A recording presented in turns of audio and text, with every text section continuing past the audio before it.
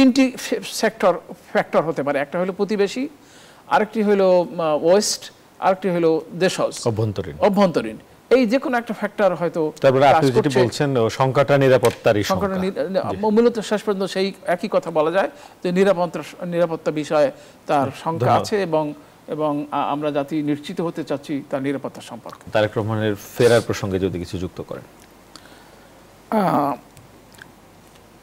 তারেক রহমান দীর্ঘদিন ধরে মানে বিএনপি নেতৃত্ব দিচ্ছিলেন এবং সফলভাবে এই বিএনপিকে একটা প্রান্ত সীমায় স্থাপন করেছেন, যেটি গৌরবের। এবং আমরা একটু আগেই শুনলাম যে এটা নিরঙ্কুশ বিজয়ের অপেক্ষা করছেন। সেই বিজয়ের অপেক্ষাটা তারেক রহমানের কার্যক্রম বা তার কৌশল, তার বিচার্য বিষয়ের মধ্যেই হয়েছে।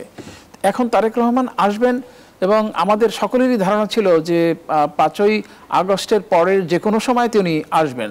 এবং আমার এরকম ধারণা ছিল যে যেহেতু তিনি কয়েকটি মামলায় অভিযুক্ত আছেন, সেই মামলাগুলো অতিক্রান্ত হলে বা মামলাগুলো মানে উদ্র হলে বা মীমাংসা হলে তিনি আসবেন। এরপরেও আবার যখন তার আসতে দেরি হচ্ছে, তখন বিশেষ করে গত 2-3 দিন আগে তিনি যে একটা স্ট্যাটাস দিয়েছেন, সেটি আমাদেরকে আমি এর কোনো ব্যাখ্যা খুঁজে পাই না। অর্থাৎ আমার বিদ্যা বুদ্ধি কুলায় না যে উনি কি কারণে দেশে আসতে পারছেন না।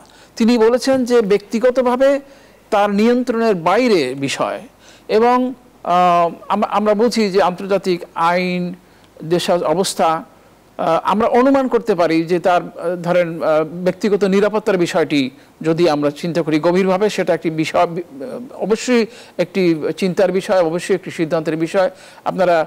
আপনাদের মনে করেই দিই যে ফিলিপাইনে একইনো ওই স্টাইলে বিদেশ থেকে ফেরার পরেই এয়ারপোর্টে তাকে গুলি করে হত্যা করা হয়।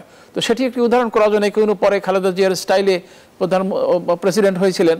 এখন এইরকম কোনো ভীতি বা মানে প্রতিবেশী, তিনটি ফ্যাক্টর হতে পারে। একটা হলো প্রতিবেশী, আরেকটি হলো ওয়েস্ট, আরেকটি হলো দেশজ অভ্যন্তরীণ। এই যে কোনো একটা ফ্যাক্টর হয়তো। তারপরে আপনি যেটা বলছেন সংখ্যাটা নিরাপত্তারই সংখ্যা, মূলত শেষ পর্যন্ত সেই একই কথা বলা যায় যে নিরাপত্তা বিষয়ে তার সংখ্যা আছে এবং আমরা জাতি নিশ্চিত হতে চাচ্ছি তার নিরাপত্তা সম্পর্কে।